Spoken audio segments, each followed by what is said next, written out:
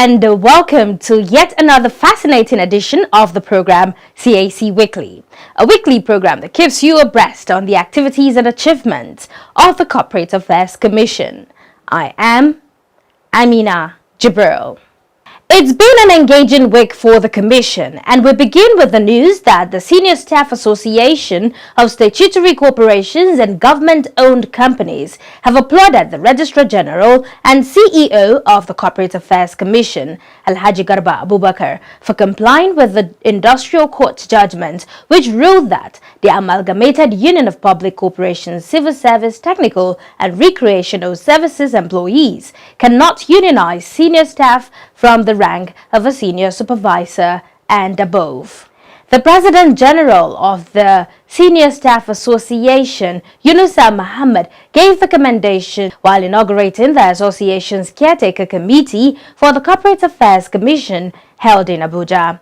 Yunusa Muhammad, who said that the association was duly registered with Federal Ministry of Labor, traced its history back to 1978 and added that it believes in the principles of dialogue, social partnerships, and problem management, amongst others.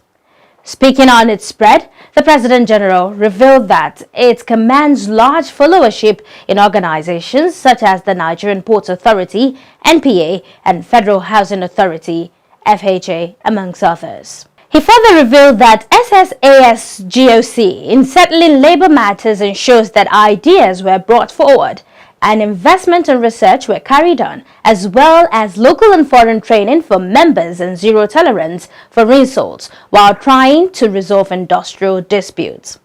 Responding shortly after taking the oath of office, the branch caretaker, President Suleiman Girai, thanked the association for finding them worthy to serve and pledged to discharge their responsibilities effectively without fear or favor. Other members of the caretaker committee include Umar Tata, who is the secretary, Ibrahim Tama, a trustee, MZ Kasina, also a trustee, Muhammad Hafiz, a trustee, and S.A. Yola, the treasurer. Victory, there is victory for us. Victory, there is victory for us. In the struggle for our members, there is victory for us.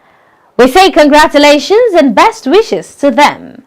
And in another development, the Registrar General and CEO of the CAC, Alhaji Garba Abubakar, has revealed that the interface for the registration of new legal entity types introduced by the CAMA 2020, namely Limited Liability Partnerships LLPs and Limited Partnerships LPs, will be unveiled by 1st of April 2021. The Registrar General, who stated this during a media briefing on the upgraded company's registry portal, CRP, enjoined the Commission's accredited customers to strive to revalidate their account on the portal before the end of March 2021, as that was necessitated by the fact that some customers were now deceased, changed details, or their location without updating the database, amongst others. He therefore stressed that any account not revalidated by the deadline will cease to have effect by 1st of April until the customer comes forward to revalidate. He, however, said that the right of public users to register companies on their own remains sacrosanct, as there is an interface for accounts by public users. On the implementation of Nigeria's commitment under the Open Government Partnership (OGP) and the Extractive Industry Transparency Initiative on the disclosure of beneficial owners of companies, the CAC Scribe revealed that the new portal provides for the disclosure of persons with significant control, and the legal framework was modeled after the United Kingdom's concept of PSC. He said that was in line with His Excellency President Muhammadu Buhari's commitment during the 2016 Anti-Corruption Summit in London that Nigeria was going to deploy a publicly available register of beneficial ownership, adding that the information was available free of charge via cac.gov.ng. The RG maintained that the CAC recorded yet another milestone by becoming the first company's registry in the world to issue a certificate of incorporation with a QR code, and added that henceforth all documents certified by the Commission on the CRP will have the QR code.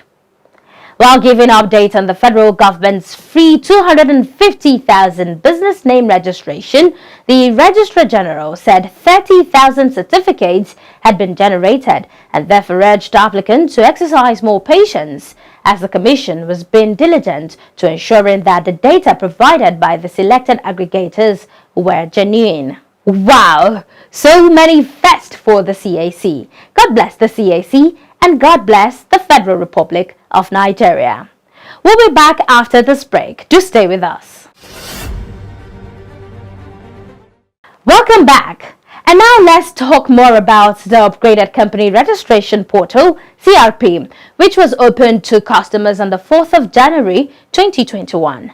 A promise kept by the Registrar General, who upon assumption in January 2020 displayed commitment to the deployment of an end-to-end registration solution for the Commission's customers in line with global best practice. Our esteemed viewers may recall that last week we brought you a step-by-step demo on how to use the upgraded portal. Today, in line with customer feedback, Mr. Roberta Ambrose Chinwiki, Head Information and Communications Technology CAC, and Malam Muhammad Abdullahi, the Technical Assistant to the Registrar General, addresses some of the concerns of the Commission's esteemed customers. Gentlemen, thank you very much indeed for your time. Thank you for having us. Okay. The new registration portal, that's the CRP, was opened to customers on the 4th of January 2021 as promised by the Commission. Now, 2 weeks down the line, what has the response been? So far, so good. Has it been an excitement in the air or worries in the air? All right. Thank you very much for that question. I think it has been that of excitement. Here in the Commission, we're excited, and most of our customers are also excited. And why do I say so? The feedback we've been getting is that such that the customers are excited that post-incorporation activities, which hitherto was done manually, is now online. So you don't have to come to Corporate Affairs Commission, any of its branches, for you to file any of your post-incorporation processes. So I think it's a lot of excitement. Okay. Madam Mohammed Abdullahi, technical assistant, I know in the last 1 hour or so your phones have not stopped ringing, and I'm sure these are calls, from customers. Tell us what kind of questions or response do you get? Okay, thank you very much. Most of the calls I receive from the customers are more of support calls, and we are giving them hand-holding support. And the issues that they normally raise is about the portal, how they can use the portal, navigating the portal, even though the portal has a veritable user experience because it's new, and some they are overwhelmed with the system. It's a one-stop portal, unlike the former portal, whereby you have the pre-registration there, you have the name reservation, you can do the public search. Everything is one-stop shop, one-stop portal. Okay. Mr. Betta, this is your department, this is your field. We did a demo sometimes last week, from step to step. But for the purpose of those who are listening to us once again and who are watching this program, what are some of the new changes they'll begin to see on the portal? All right. Thank you once again. You recall that the last interaction we had, we did a hands-on demonstration of what the portal looks like and how members of the public can navigate the portal. Don't also forget that the portal is a brainchild of the Commission pursuant to a new law that has come to be. And by new law, I mean the Company and Land Matters Act 2020, which repealed the old Act of 1990.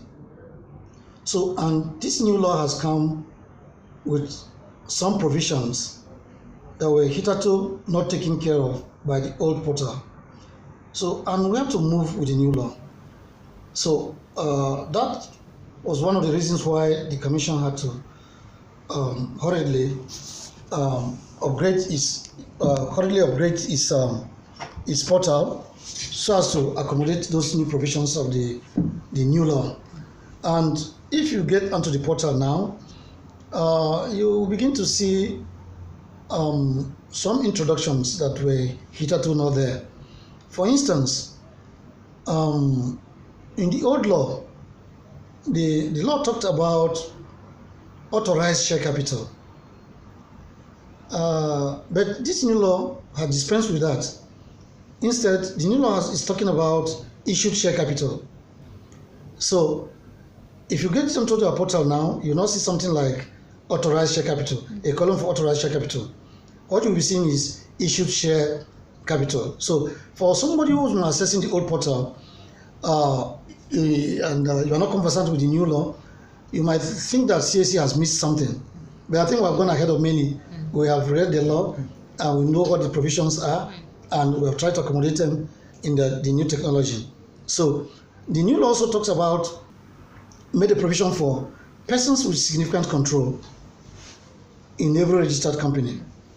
So that was not there in the old law. We need to also accommodate this provision in the new application. So among others, the new law talked about limited partnership and limited liability partnership, which are new entities that have been created by the new law. Now, these were not there in the old law. We also needed to make sure we accommodate these new entities that have come with the new law. So, for somebody who has not taken time to read the law, especially our esteemed colleagues in the legal profession, if you have not done that, you may be wondering, what are all these things that CAC is introducing? But I tell you, we did not just manufacture them from anywhere else more than what the new law says. So, but beyond that, I think some other things that the portal has come with is to make user experience most rewarding. For instance, this portal is an end-to-end registration system. At no point will you have a physical interaction between the customer and staff of the Corporate Affairs Commission. At this moment, the new portal provides for the comfort of your home and office, make your filings, and you download your certificate right there in your office or in your home.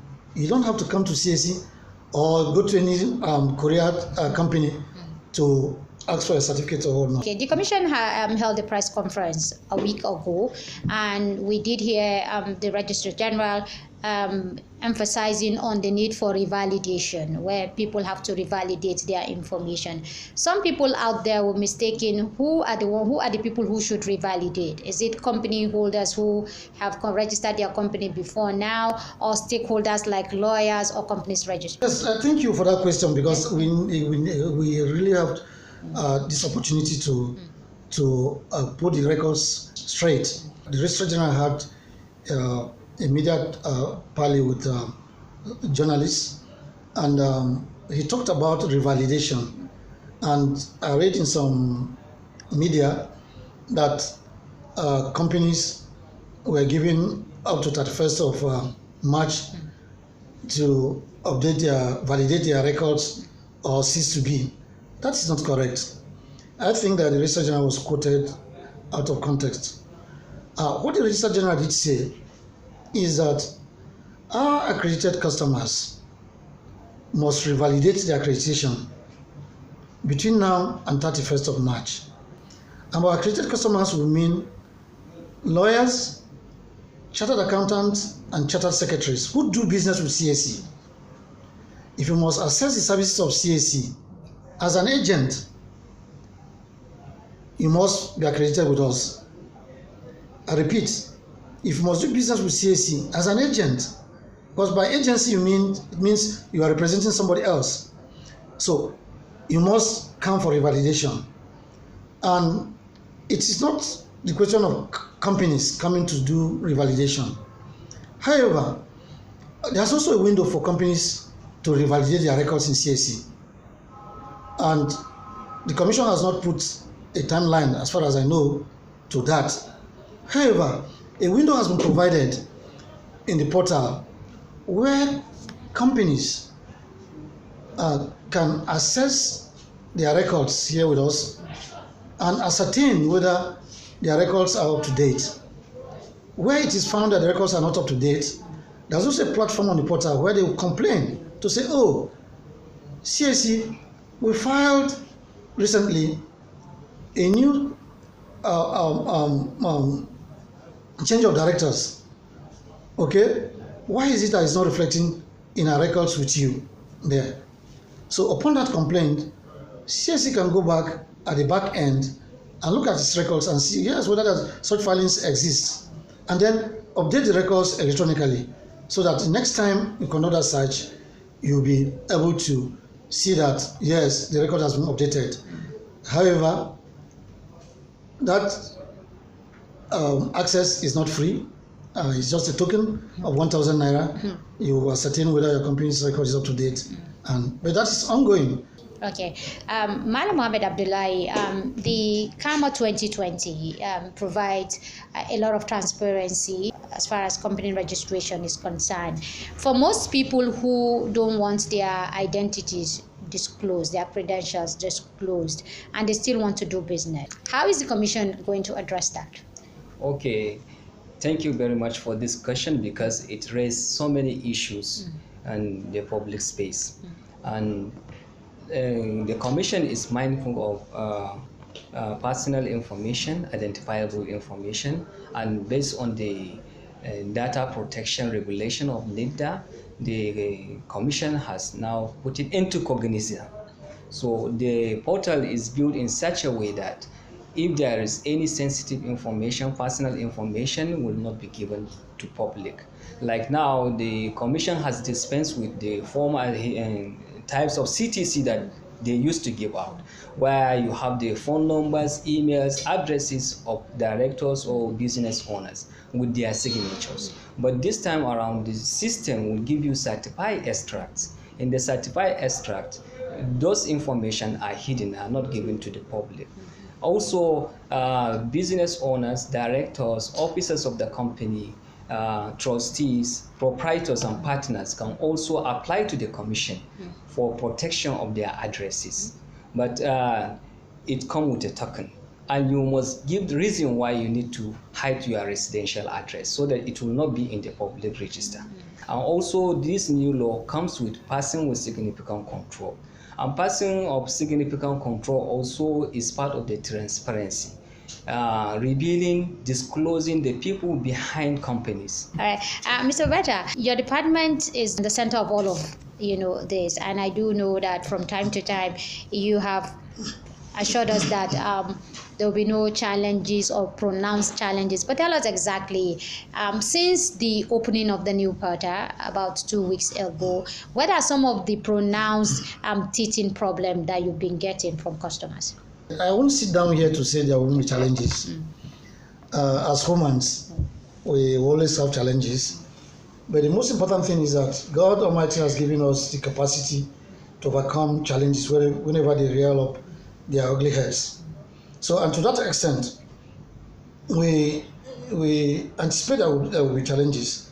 But we have also made provisions to overcome those challenges whenever they show up. So, but the most challenges that we have faced since we launched the Operate portal is that of education. I said to you a few minutes ago that some of our colleagues in the legal profession and some other customers of ours are members of the public. Not everyone is conversant with the provisions of the new law. We will have to remind some customers that there's a new law in place, pursuant to which some of the things they see on a portal were made. My colleague a few minutes ago talked about persons with significant control. Now, this is a new provision that has come with the new law. In the repeat law of which is CAMA 1990, there was no provision for persons with significant control. I mean, here we have it in the new law. So, and the portal has also come with it.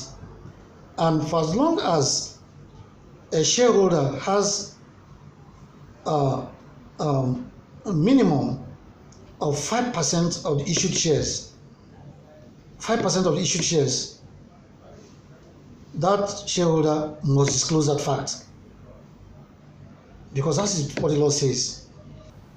If the system has found that you have a minimum of 5% of the issued shares allotted to you, the system will force you to disclose that fact.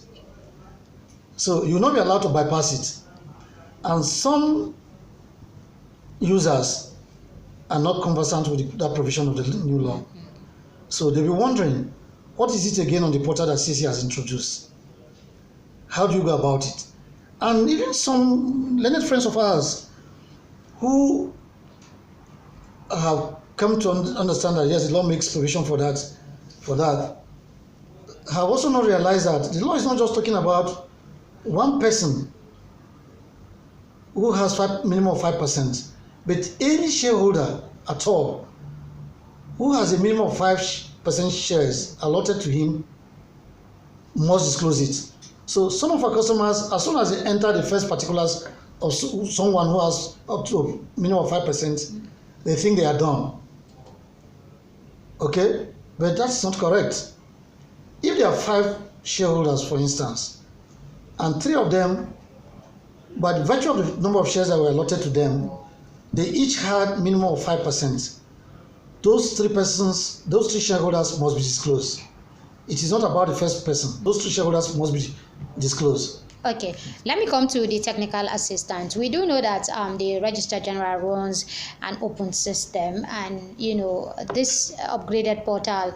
How are you up to the task in terms of the kind of volume of calls and volume of questions that will be at your doorstep from now and on, and how efficiently are you going to answer them? Okay, Registrar General is really open. He's having an open door system. He interacts with the customers. He also listens directly from them. He doesn't want people to come to tell him what is happening. He also inquire, and he issue out his phone numbers to these people. They get across to him through WhatsApp, through emails, and even Telegram. So, and as soon as he's very proactive. When he gets a complaint, he will channel the complaint, and he will ensure that the person that is resolving the issue resolve instantly without wasting time. He can even call you 1 a.m. or send you WhatsApp message 1 a.m. when he receives a complaint or any issue from a customer. Okay. And early in the morning, he will ask you, where are we? What is the status of this issue? Is it resolved? Is a goal getter. Mr. Betta, as we round up, so the upgraded portal is also going to open new opportunities where you see upsurge in registration, because people can now do it at the comfort of their home, at a reduced fee, and at a speed and comfort. The capacity of your registration portal to take the kind of volume that will be coming in. All right. Because you said you are more futuristic, you said? Very well. Okay. Very well. And you agree with me that this is not the first time we are launching a portal to the public. So we're also coming with some experience. And we are very much aware, as soon as everyone embraces this technology, we'll have an upsurge of activities. And we have, within the limit of our abilities as human beings, we have done all our projections. We've done all our projections to ensure that there's always business continuity in the event that there are challenges which we cannot foreclose at this moment. So what we have done is to make sure that we have active sites, different active sites. So what it means is that when one site is down, the other site automatically takes up. Our system is also made to be scalable, in the sense that as the volume increases, we're also able to increase the capacity of the system to accommodate that increase of activities. So, and I can assure you and the members of the public that they will not lose sleep at all. Mr. Alberto Ambrose Chinwike, Head Information and Communication Technology, Corporate Affairs Commission, and Malam Mohammed Abdullah, Technical Assistant to the Registrar General. Gentlemen, thank you very much indeed for your time. You're most welcome. And this is where we draw up the curtain on this week's edition of the program. We say thank you for watching. For comments and inquiries, please take advantage of our social media handles and helplines. On Twitter, it is CAC Nigeria 1. On Instagram and Facebook, it is Corporate Affairs Commission. Our email is cservice@cac.gov.ng and our website is www.cac.gov.ng. And our helplines are 081 822 99016 or 081 822 98971, 090 874 015 98 or 090 874 015 99 and 090 874 01600. Do join us next week for yet another interesting edition of the program. Same time, same station. From me, Amina Jibril, and the whole team here, it is bye for now.